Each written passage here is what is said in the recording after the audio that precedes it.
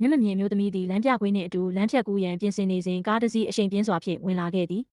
လမ်းပြခွေးသည်အမျိုးသမီးအားဘေးသို့တွန်းထုတ်လိုက်ပြီးခွေးကိုယ်တိုင်ကားတိုက်ခံရကမြေပြင်ပေါ်သို့လဲကျသွားခဲ့သည်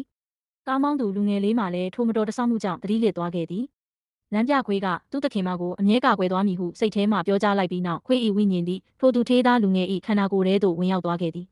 ဆေးရုံတွင်နိုးလာသောအမျိုးသမီးကသူမ၏လမ်းပြခွေးသေဆုံးသွားကြောင်းသိရှိရပြီးဝမ်းနည်းကြေကွဲခဲ့သည်တစ်ချိန်တည်းမှာပင်နိုးလာသောလူငယ်မှမထိန်နိုင်ပဲခွေးဟောင်တန်းများထွက်လာပြီးစိတ်ထဲတွင်ငါ့ကိုဘသူလော့ချလိုက်တာလဲဟူသောအတန်ကိုကြားလိုက်ရသည်လူငယ်၏မိခင်ကအပြင်တွင်ပြဿနာရှာပြီးခွေးကိုတိုက်မိခဲ့သည့်အတွက်လူငယ်ကိုလာရောက်စုပူခဲ့သည်ခွေး၏အသက်ရှင်နေကြောင်းကြားသိရသောအခါလမ်းပြခွေးသည်အလွန်ဝမ်းသာသွားခဲ့သည်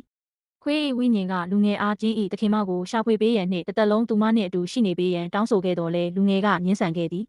သို့သောညအချိန်တွင်အိပ်ပျော်နေစဉ်ခွေး၏ဝိညာဉ်ကလူငယ်၏ခန္ဓာကိုယ်ကိုထိန်းချုပ်ကာအခန်းထဲမှထွက်ရန်ကြိုးစားခဲ့သည်လူငယ်၏အပြုတ်မှုကိုအိမ်ဖော်ကသတိထားမိပြီးတခိုးဟုထင်မှတ်ကာတုတ်ဖြင့်ရိုက်နှိုးခဲ့သည်လူငယ်သည်ခွေးကသူ့ခန္ဓာကိုယ်ကိုထိန်းချုပ်နိုင်ကြောင်းသဘောပေါက်သွားပြီးနောက်အိမ်မပျော်ကြောင်းအိမ်ဖော်ကိုပြောပြကာအပြင်သို့ထွက်လာခဲ့သည်ခွေး၏ဝိညာဉ်ကိုထိန်းချုပ်ရန်လူငယ်သည်မအိပ်ပဲမျက်လုံးအောက်တွင်အနက်ရောင်အဝိုင်းများပေါ်လာသည့်အထိကြိုးစားခဲ့သည်လူငယ်သည်အမျိုးသမီးထံသို့ပန်းစည်းတစ်စီးပေးအပ်ရန်တွားရောက်ခဲ့သည်အမျိုးသမီးကပန်းကိုလက်ခံပြီးနောက်လမ်းပြခွေးနှင့်အတူရှိစဉ်ကအချိန်များကိုပြန်လည်အမှတ်ရသွားခဲ့သည်လူငယ်သည်သူမအားတောင်းပန်ခဲ့တော်လဲအမျိုးသမီးနှင့်သူမ၏တငယ်ချင်းတို့ကသူ့ကိုမောင်းထုတ်ခဲ့သည်နောက်ဆုံးတွင်လူငယ်ကလမ်းပြခွေးနှင့်သက်ဆိုင်သောလျှို့ဝှက်ချက်များကိုပြောပြလိုက်သောအခါအမျိုးသမီးသည်ရပ်တန့်သွားခဲ့သည်